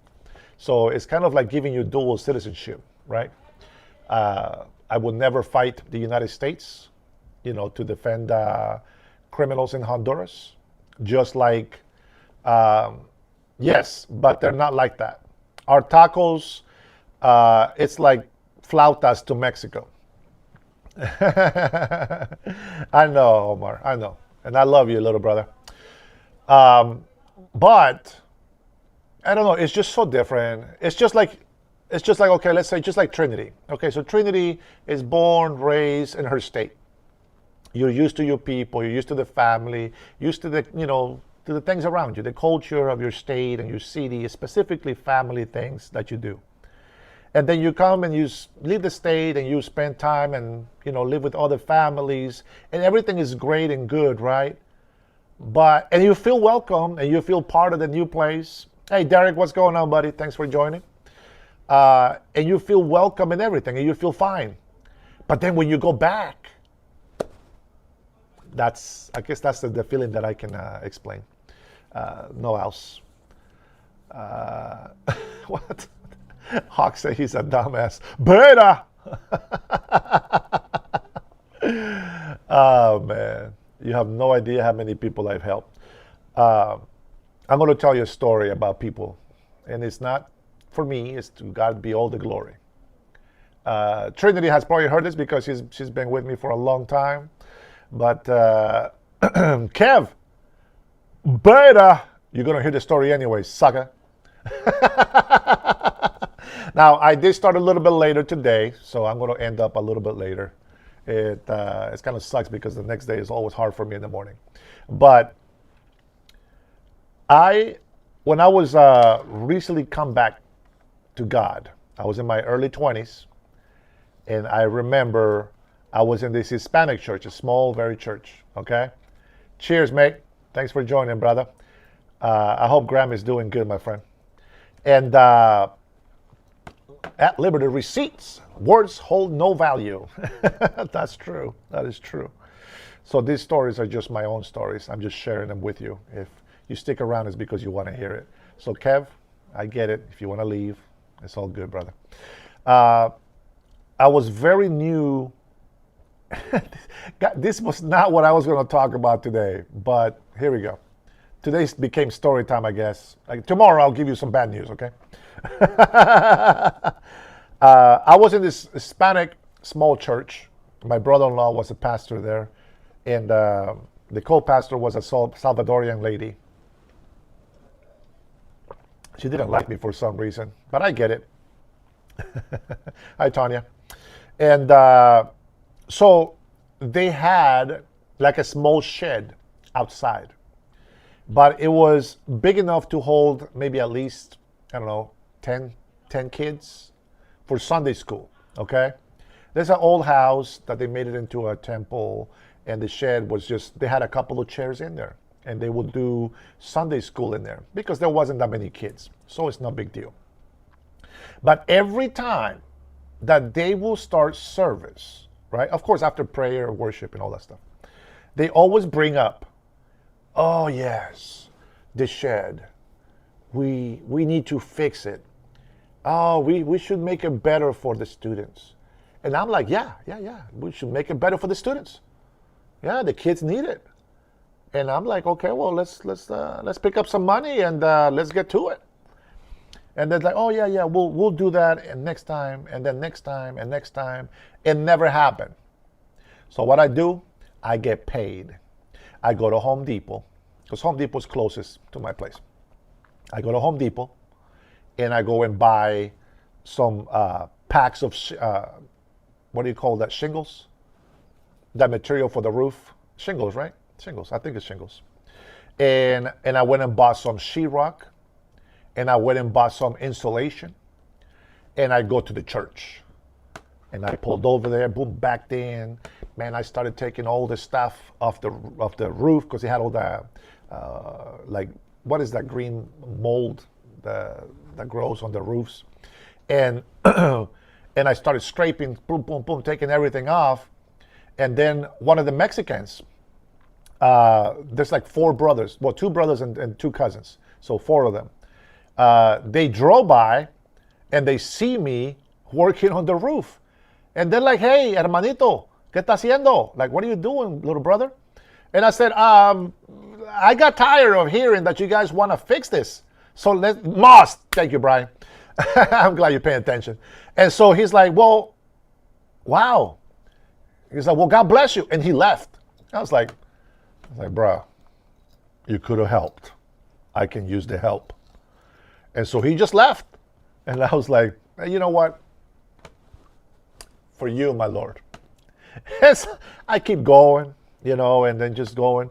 And all of a sudden, he's back with his brother and his two cousins. Pooh! You got four Mexicans, you're done. You are done. Man, these guys come in here, boom, boom, start taking all stuff inside. They start clearing all the garbage. They help me finish the roof. Not much, it's just a shed, but it's a big shed for one person, right? And they start cutting the sheetrock because I work with them as well. And man, we put the insulation, we put the sheetrock, they're cutting all the stuff for the outlets. Man, that same day, because it was a small room, that same day, we finished it. The roof was impeccable. They were better roofers than I was. And so they made sure there was no leaks. The walls were completely sealed, everything. And then the pastor on Sunday says, wow, who did that? And I said, it was Jose, Jaime, and his cousins. They did such a good job, right? And I said, it looks beautiful. And then they're trying to say something about me. I was like, man, I just love it. I just kept talking over them. And, eventually, of course, I said, we do it for God, right? And I tell you this because there's a reason for it. See, I was so eager to give to God because of the peace that he brought into my heart. There was a lot of chaos in my heart. And so he brought that peace to me, and I want to pay back. I want to live for him, right? And so Hurricane Mitch, I think is what it was, did some really bad harm in Honduras. And I think Trinity probably knows this story already, except for the shed. That's a new one. But I went around. I went to Baptist churches. I went to a black, what were they? I know they play gospel music, but I think they were Baptist. I'm not sure. I went to Pentecostal churches, and I preached. Now, if you know the Bible, if you're a Christian, if you're a believer, you know that when you go preach at a church, they normally they should have already an offering picked up for the guest that's coming in to preach, right? I told them the reason why I wanted to come in. They said, yes, we'd love to hear you. And I told them, I said, I'm trying to collect some money so that I can buy some hygiene stuff and take some help to Honduras because Hurricane Mitch left a disaster over there. And I'm doing all this. Not one church gave me $1.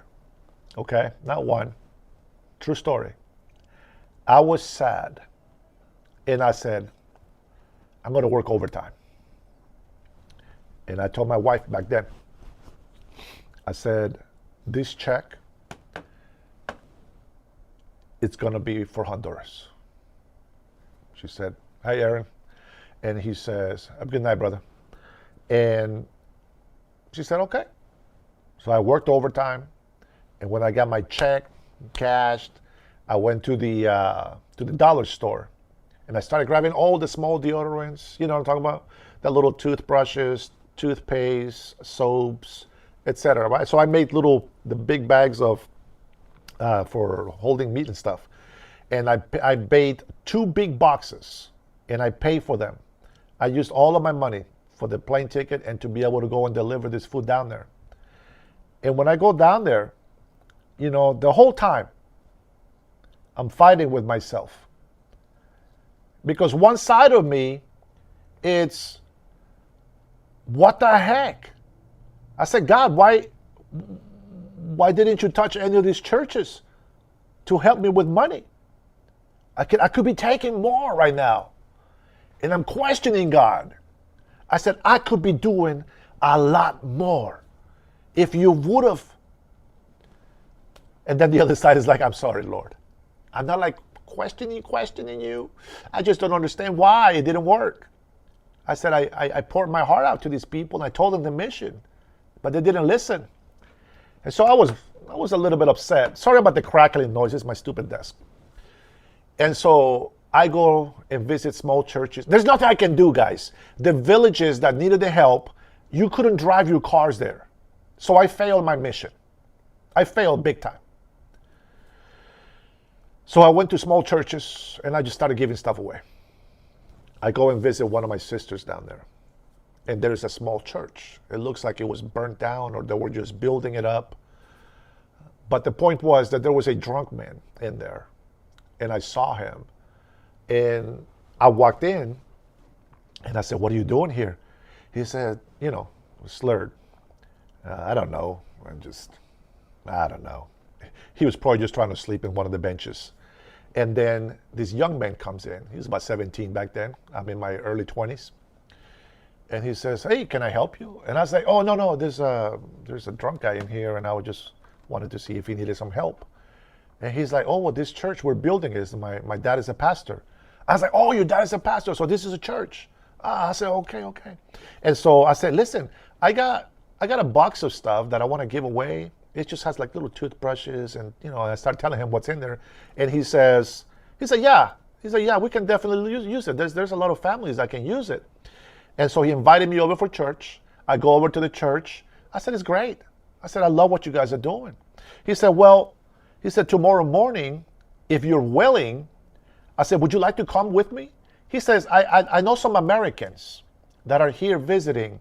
And if you want, I can introduce you to them. But he didn't tell me what they were doing.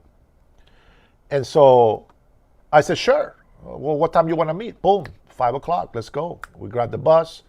We're at this location. Hey, Sandra. And we go there, and man, it's like 2-3 hours, man. And these people, I thought you said they were going to be here at 7. You know, it's like it's 11 already. And he's like, yeah, no, normally they're always here on time. And I said, well, okay, well, whatever, you know. It's just like, I don't think I like these people already as it is. I said, I'm a man of word. If I said I'm going to be there at this time, you know, I just think that you should be there at that time. You know, so when she showed up, this is the bad side. This is the devil working against us, okay? This is not something I should have done. I should have never said this. And so I went to the lady. It wasn't bad. I mean, it was fair to say, you know, but I said, hey, excuse me. I mean, I know that you're working and you're helping them. I said, but you told them that you're going to be here at 7. It's almost 12. He's like, you know what? We're helping them.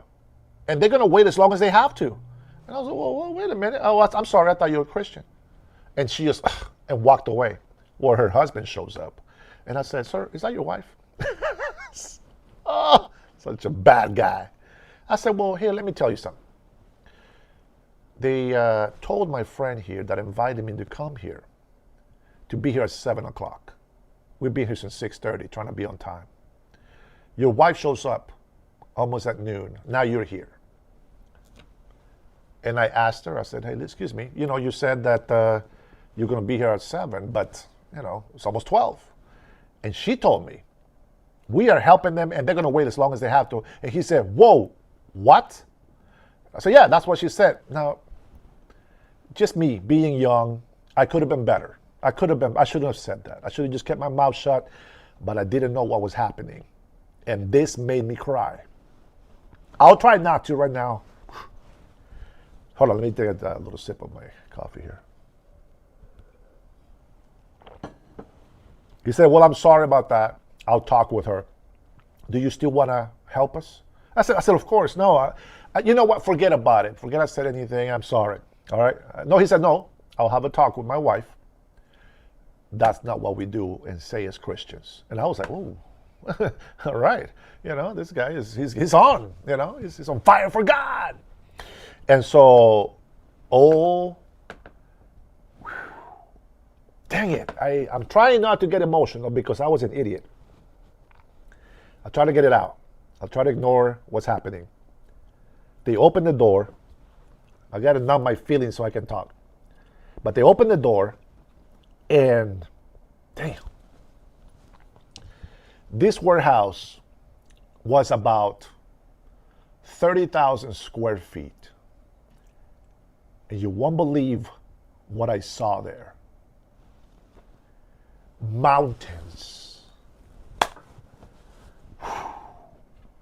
Mountains of boxes of clothing, food supplies, water.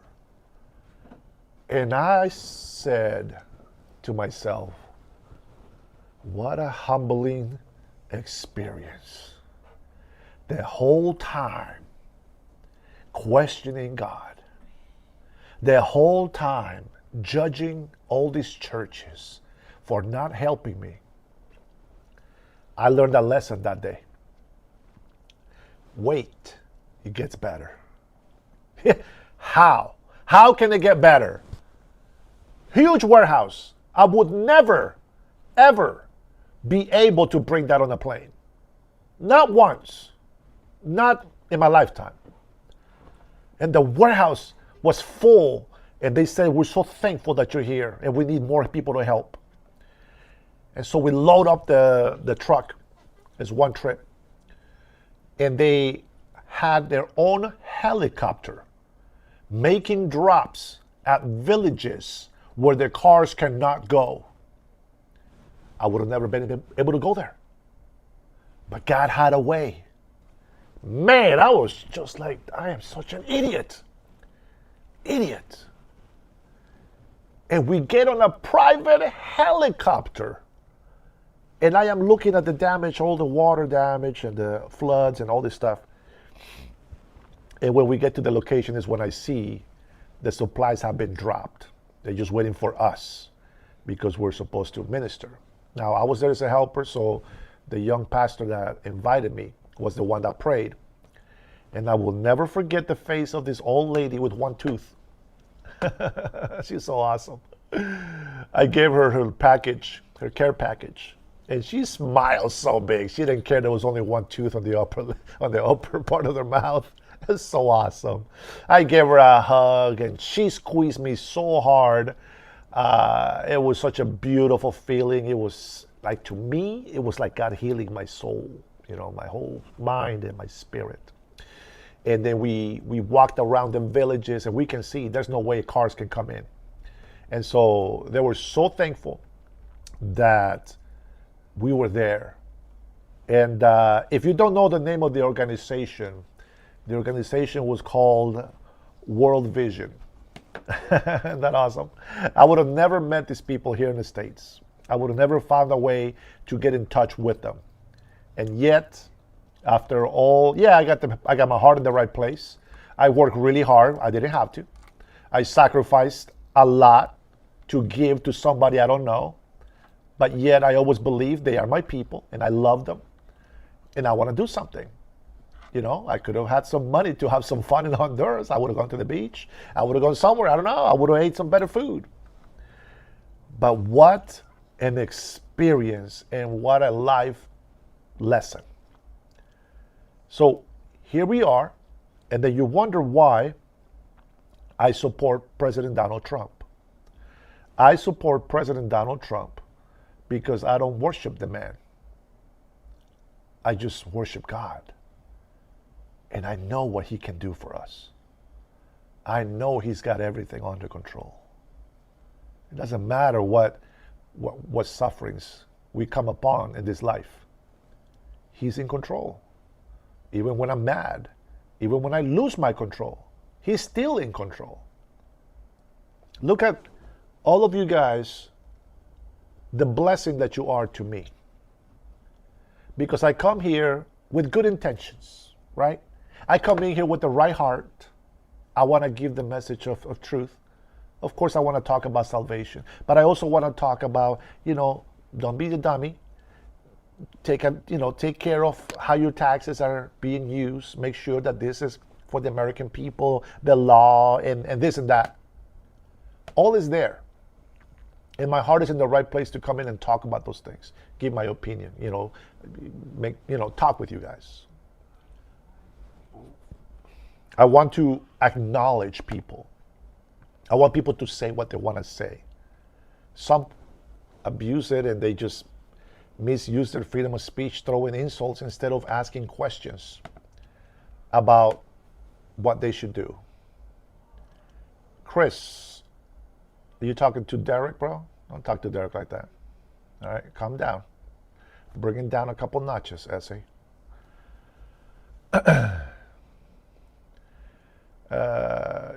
Freedom of speech. All right, Derek, you get him. All right. Yeah, hit him with the same tools that they hit you with. But my point is that I come here, just like in the message that I gave you about Honduras. I come into this channel, open this channel to do these lives. And I have the right heart, but I don't have all the tools. And then I have met people like Trinity, like Miguel. Ronald comes in here and supports me. Derek has been supporting us lately. I see Ken. I understand. No, you guys can't stand here for the whole time that I'm talking. You guys got lives. But you come in here and say hello. You come in here saying some sweet words, some words of positivity. Berniel, he's my own private personal sponsor. He's always dropping super chat for the 2028 movement. All right, I will, my friend. Hey, how come I can't love this one? I will do. What? Where is the? I don't know. What the hell? I can't even. Oh, that's what it is. So I'm looking at the chat on the software, and I can't type in it. So sorry about that. Yeah, my bad. But thank you, man. I appreciate your love always. Yeah, Berniel, he's always dropping some love in here. He's dropped a lot of money on this channel, to be honest. He is a sponsor by now. And that's why I'm gonna wear your hat. That's why I'm gonna wear your hat. You already earned it. You already earned me. I'm gonna be wearing that hat. Hopefully it's not an ugly ass hat. Dennis is gay. I'll still put it on. I don't care. Let's see. Oh man. No, but I wanted to really say thank you guys, because I don't think that feeling will ever compare, but I can tell you that it's very similar to hear you guys positivity, defending, loving America, loving God. You know, not every person that loves America believes in God. I get it. But at least you're loving people, and you're loving the United States of America. And that's enough for me. You know, everything else God takes care of. So if you're called, you're called. If you're not called, then you're not called, but you're still loved. You know what I'm saying? So my love goes out to you guys. And Trinity, no, I did not play my game like I wanted to. Berniel, I don't believe you. I will see it, and then I'll give you my opinion if it is a really cool hat. Watch it say, it's a really cool hat. And speaking of, all right, man, I didn't say half of the things that I wanted to say to you guys today, but we did watch a couple of clips. The one that I liked the least was the one that guy got beat up. That's not cool. Not cool at all. Derek says, Dennis, this is just the beginning. Man, your channel is going to grow because of you, brother. I'm going to tell you something. You know, Berniel and many of you have been very supportive, very encouraging. And if you have done channels like this, you know it's not easy to sit here and talk for 2 hours. I think 1 hour is very easy. 1 hour is easy. But I love it when I'm having a good interaction. Thank you, Tanya. Thank you. Not everybody sees that. But since I didn't play my video game earlier, Trinity, I do have a couple of things that I have left to say in a video to share. I don't want to keep you guys in here longer, but tomorrow morning I will share a couple more clips so that you guys can, well, whoever gets in the morning, of course. Let's see, Dennis, play the video. You won't regret it. So the chat can enjoy. Let me see. Oh, man. Here we go. Okay, Trinity, you are my witness that Berniel is making me do this. And if this freezes my freaking live, Berniel, your ass is grass. Let's see. There you are. Video. Bro, you're making me download some virus into my computer? Oh, man, this guy. Oh, god dang. Bro, that's loud, bro. Damn. All right, let's finish up the night with this. It looks like a 39-second video. All right, here we go. Who's that? Pedro Fernandez? Who is that guy? I don't know who that is. All right, I'm going to put him on for you guys. This guy. That's horrible. What the song says, here comes the mute. The guy that can't talk. But this guy, I think he's not mute. He's deaf. You don't know what the hell he's saying. Wait, doesn't he remind you of that guy that we just found out about? What's his name? Bad Bunny? I think that's the way he sings or something. But that is Pedrito Fernandez, right? Pedro Fernandez. The video is kind of shitty, but bad quality, but it's very nice. Awesome. I appreciate it. That is a good way to end the night. Very nice. Thank you, Berniel. I'm doing the Trump dance right now.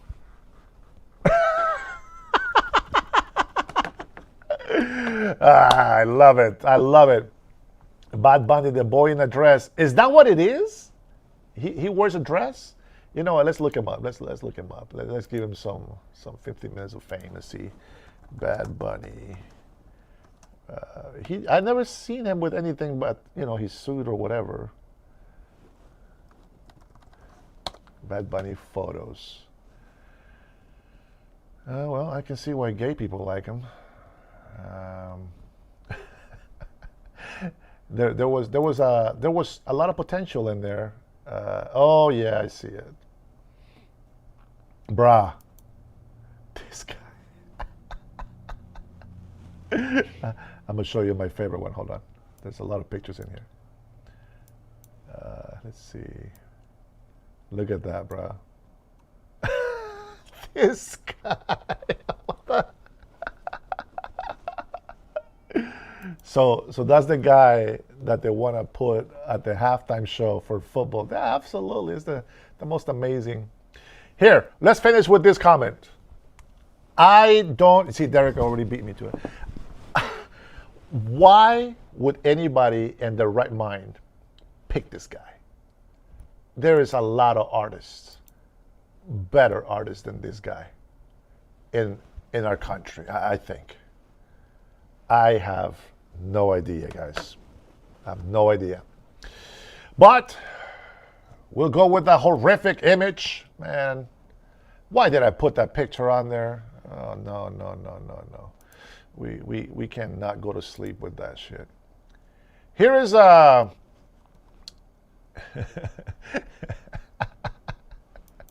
I'm going to leave you guys with this picture right here.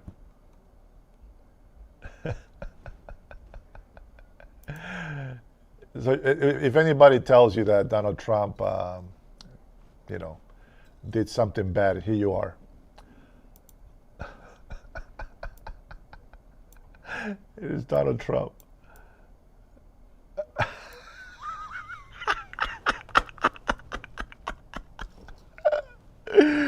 I hope you guys enjoyed that one. Yeah, there you go. Just another one.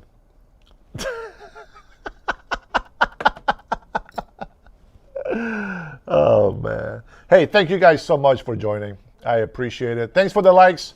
Trinity, did we make it to 7,500? Haven't checked. Let's take a look. Let's see if we got 7,500. Guys, don't disappoint me. Let's see. Oh, man. 11 shy. 11 shy. We need to promote this channel more. Oh, man. All right. Well, I thought we were going to make the 7,500 tonight, but 74.89. We'll probably drop 3 by tomorrow, but we'll try to get some more every day. And we're not going to be just, you know, telling to just 2 lives. I'm going to go live whenever I get a chance to go live. If I get any good news, some news, I'll probably go on live and we can talk about those things. But for now, guys, I'm a one-man unit. I know there's a lot of one-man shows out there, but they're very good, they're very clever, they're very smart, and they know how to multitask, which is something that I struggle with.